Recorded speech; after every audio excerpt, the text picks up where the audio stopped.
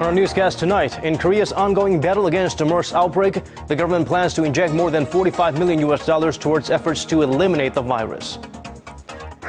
And in Washington, Korean Foreign Minister Yoon Byung-se signs a revised civilian nuclear energy pact and meets with U.S. National Security Advisor Susan Rice to discuss the possible rescheduling of President Park Geun-hye's visit to the U.S.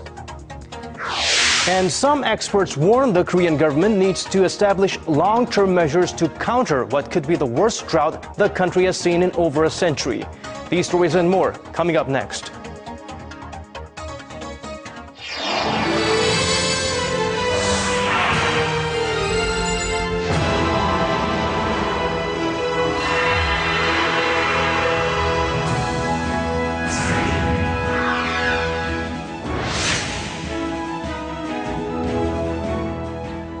Hello and welcome to Primetime News on this Tuesday, June 16th. I'm Daniel Che. And I'm Hwang Jie. Thank you for tuning in. The number of MERS cases continue to rise. 4 more infections were confirmed along with 3 related deaths, pushing up total figures. For more, let's go to our Connie Kim at the News Center. Connie, what do we know about these fresh cases? Well, guys, 3 of these new MERS patients had contracted the virus while visiting the Samsung Medical Center, a major source of many infections and one of the hospitals that announced a partial shutdown on Sunday.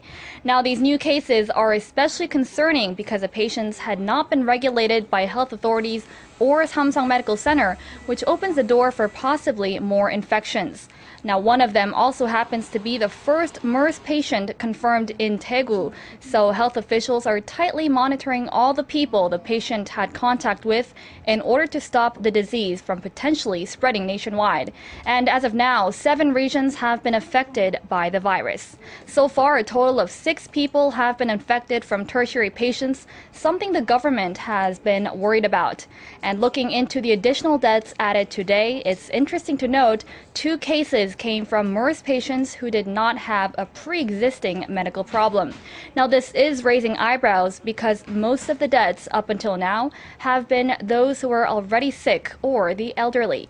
Also, the first death was reported in a patient in the 40s age group.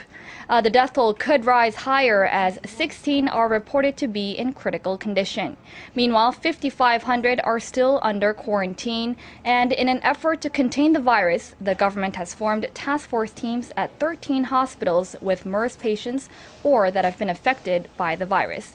There is some good news, though. 3 people have fully recovered and were released from hospital today.